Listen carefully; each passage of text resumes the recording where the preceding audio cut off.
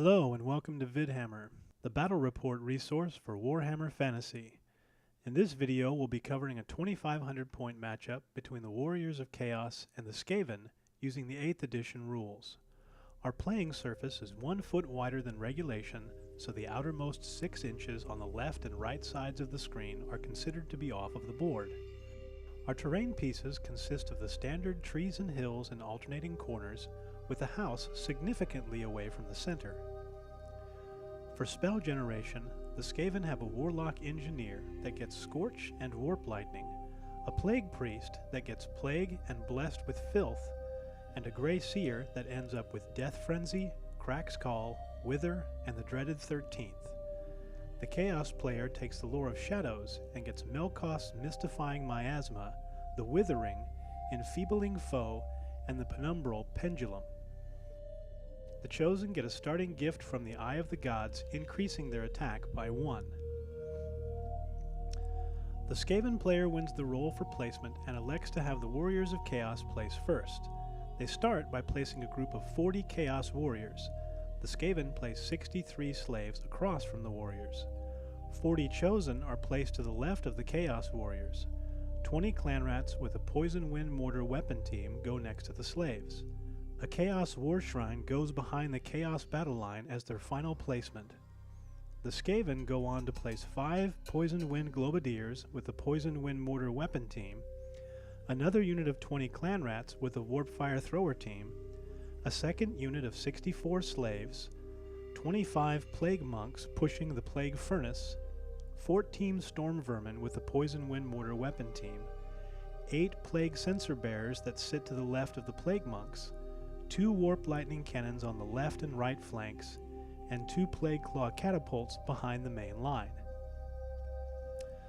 The Plague Priest sits on the Plague Furnace, the Grey Seer goes in the upper slave unit while the Warlock Engineer goes in the lower slave unit. The PSB sits in the lower Clan Rat bunker.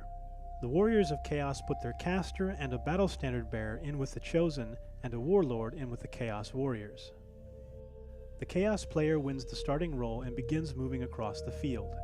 In the magic phase, the Chaos player casts Melkoth's Mystifying Miasma on the Storm Vermin, and even though it's cast at the higher level, it only reduces the attributes by 1.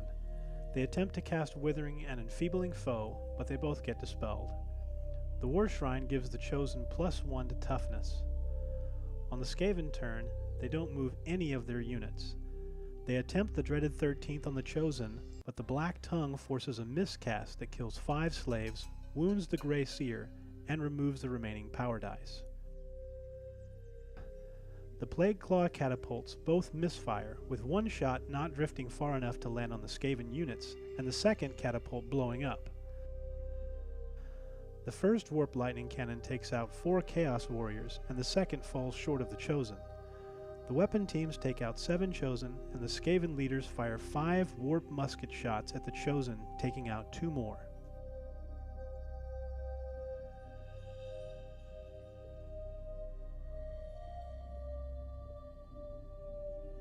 The Chaos Warriors restrain and march forward alongside the Chosen.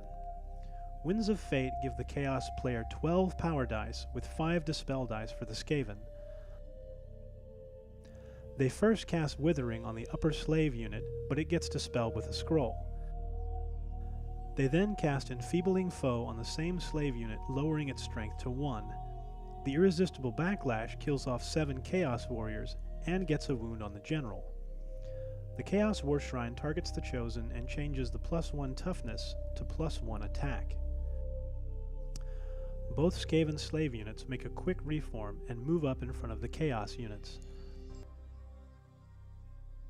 The Poisoned Wind Globadiers also move out in front of the weapon teams. Winds of Fate gives the Skaven 10 power dice and the Chaos army 6 dispel dice. The Skaven successfully cast the dreaded 13th, but the dispel gets Irresistible Force. The Skaven cast Wither on the Chosen, lowering their toughness by 1 for the rest of the game. Finally, Scorch gets cast, killing off 3 of the Chosen. The remaining Plague Claw Catapult scrapes the edge of the Chosen but doesn't cause any wounds. 1 Warp Lightning Cannon takes out a single Chosen while the other misfires but shoots wildly off of the board. The Poison Wind mortar teams take out 4 Chosen, while the Warp Fire Thrower shoots just short of the Chaos Warriors. The Poison Wind Globadiers miss the Chosen, but 3 Warp Fire musket shots kill off a single Chaos Warrior. In the third turn, the placement of the slave units prohibits the Chaos units from being able to charge anything else. Winds of Fate gives the Chaos player 9 power dice against 5 dispel dice. They cast Wither an Enfeebling Foe on the lower slave unit and bring its toughness and strength down to 1. They also cast Mystifying Miasma on the upper slave unit, lowering its attributes by 1. The Chaos War Shrine switches its extra attack on the Chosen for a 3+ ward save. In the lower close combat, the Skaven bounce off the shiny ward save, while 18 of them get cut down like rats. They remain stubborn and pass their leadership test. The upper close combat sees the death of 15 slaves that are also unable to inflict a wound, but they pass their leadership as well. For the Skaven turn, the Storm Vermin move into position to flank the Chaos Warriors on the following turn. The Plague Sensors move up next to the slaves as the weapon teams start to withdraw. Winds of Fate and Channeling give the Skaven 10 power dice against 7 dispel dice. The first spell attempted is the dreaded 13th, which fails. The following spell attempt of Scorch gets dispelled. The Plague Claw Catapult hits the Chosen but doesn't inflict any wounds. The mortar teams go after the Chaos Warriors and get 1 kill before sacrificing 7 slaves to Wind Shear. The Warp Fire Thrower roasts 3 slaves and 4 Chosen. The first Warp Lightning Cannon hits a single Chaos Warrior who saves the hit. The second clips the Storm Vermin with no wounds. 5 Warp Musket shots all miss. The Warlock Engineer caps off the Doom Rocket, killing 6 Chaos Warriors, and the Poison Wind Globadiers attack the lower melee and kill off a slave. In the lower combat, 14 slaves get killed while hitting nothing, but they pass their leadership again.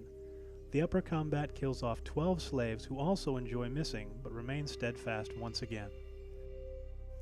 The Chaos War Shrine charges the Warp Fire Thrower, which chooses to stand and shoot, hitting the War Shrine, but it makes its ward save. Winds of Fate gives the Chaos player 11 power dice, with 6 dispel dice for the Skaven. The Withering gets cast on the upper Clan Rat unit that has the Grey Seer in it. Penumbral Pendulum puts a wound on the Plague Claw Catapult, but the backlash lowers the wizard's level by 1, and Enfeebling Foe gets dispelled. The Chaos War Shrine kills off the Warp Fire Thrower and overruns into the Clan Rats. In the upper melee, the Chaos Warriors cut the slaves down to 2 models. They fail their leadership and explode. In their death, they finally deal a single wound to the Chaos Warriors. The Chosen inflict 13 wounds on the lower slaves who explode without causing any wounds.